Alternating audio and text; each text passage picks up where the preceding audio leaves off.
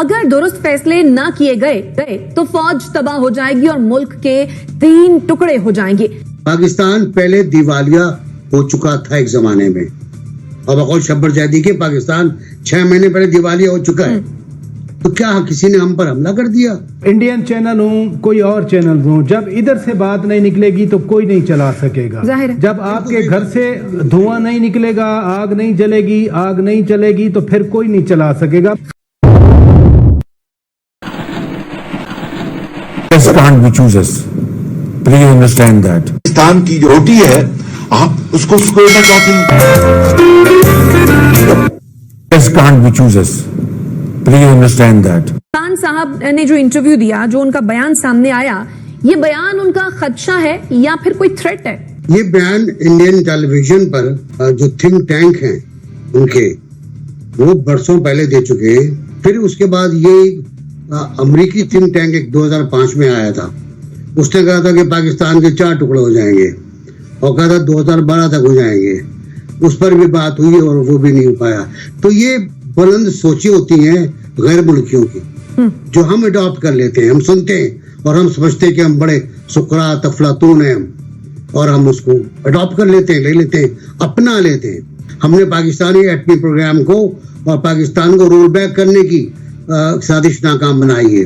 हमने पाकिस्तानी फौज को तबाह करने की कोशिश नाकाम बनाई है। टेररिज्म को, टेररिस्टों को देश निकाला देकर, बर्बाद करके, तबाह करके। तो हमारे पास तो वो नहीं है। आप हमें कहते हो शाम और इराक और सीरिया बन जाएंगे, हम वो नहीं है भाई। आप डायनामिक्स देखो इस मुल्क के। ये मुल्क लड़ चुका है दहशतगर्दों से, दुश्मनों से। हाँ, मशरक़ पाकिस्तान अलग हुआ, हमारी गलतियों से अलग हुआ। दुश्मन का तो बाद में नंबर आता है ना।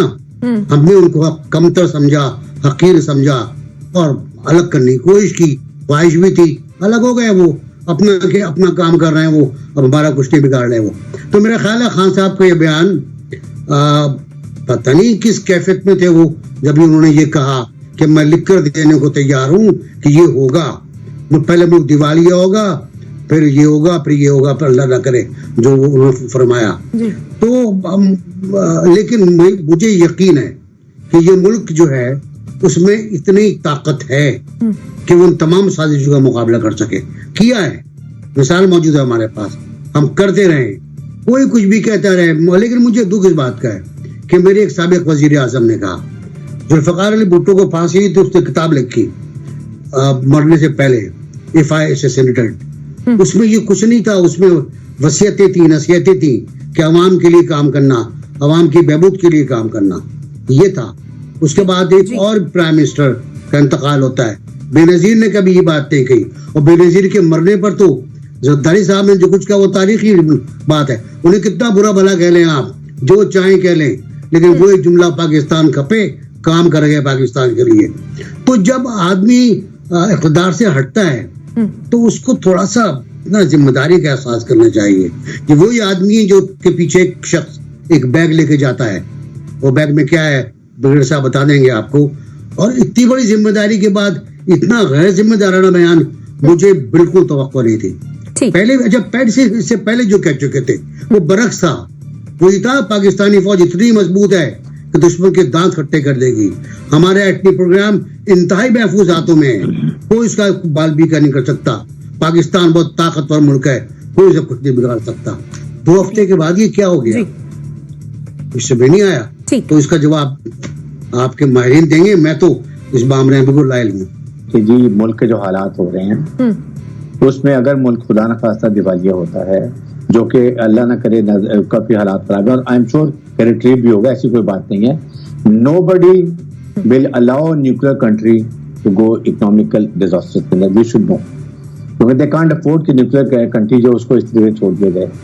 और उसमें उनका ये, उसके बाद अगर वो ऐसे हालात होते हैं, दैट मीन्स कि फिर वो आपको प्रेशराइज कर सकते हैं IMF वर्ल्ड बैंक से। लेकिन आपको ये कहने की जरूरत नहीं है, अजीत डोभाल भी ये बात करता है, ये सेनेटर बिल्कुल NBC ने बात की कि सेनेटर जो उनके थिंक टैंक, उन्होंने, मैंने खुद वीडियो क्लिप देखा है कि हम पाकिस्तान को मजबूत नहीं होने देंगे।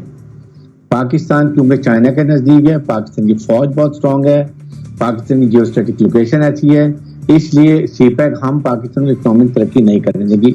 ये अपने we all know, I think हमारे पैनल में भी सब इस बात पे मुत्तफिक होंगे जी। लेकिन ऐसी कंट्रोवर्शियल बातें आपको नहीं करनी चाहिए।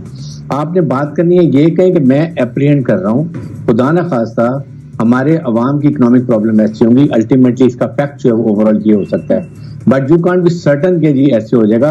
आई फील के prime Imran Khan prime minister को शुड क्लैरिफाई के did he mean it like this, और वो ये उन्होंने वैसे मुंह से बात निकल गई है, वो मस्ट क्लैरिफाई, क्योंकि पॉलिटिक्स वर्सेस पॉलिटिक्स होनी चाहिए। इसी तरह जो अपोजिशन है उनको भी वो बातें उस तरह बात करनी चाहिए जो एक लिमिट के अंदर। आप गद्दारी लगा दें, ये लगा दें, आई थिंक हमें जमहूरियत को चलाना है।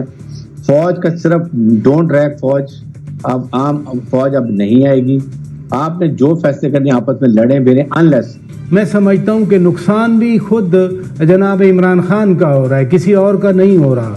अगर कहीं कोई इख्तलाफ है, जो कि रहे इख्तलाफात, जो कि पैदा हुए इख्तलाफात, उन इख्तलाफात को बजाय इसके के कम किया जाता, खान साहब ने और उनको बढ़ाया, खान साहब ने और उनको ललकारा।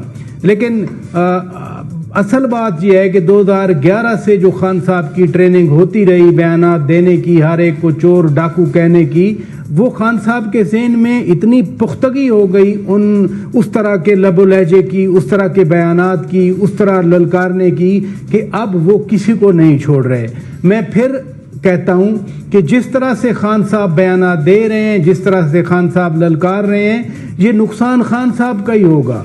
जो दीगर लोगों के दरमियान जो मिसगिविंग्स थी, दीगर लोगों के दरमियान जो मादी के इख्तलाफात थे, खान साहब इस तरह की बातें कर रहे हैं, करके उन लोगों को करीब तर कर रहे हैं, उन लोगों के इख्तलाफात ख़त्म कर रहे हैं। तो जो आप कह रही हैं कि खान साहब माफ़ी मांगने वाले तो नहीं हैं, वो माफ़ी तो नहीं मांगेंगे, वो बात को किसी और तरह से बयान कर देंगे। जैसे आज शांगला में उन्होंने कहा, उन्होंने सोवियत यूनियन की आप मिसाल दे दी कि सोवियत यूनियन की मईशत कमज़ोर हुई तो सोवियत यूनियन टूटा था। हालांकि सोवियत यूनियन टूटने में कोल्ड वॉर का जो कुछ अलाइंसेस की अपनी स्ट्रेटजीज थी,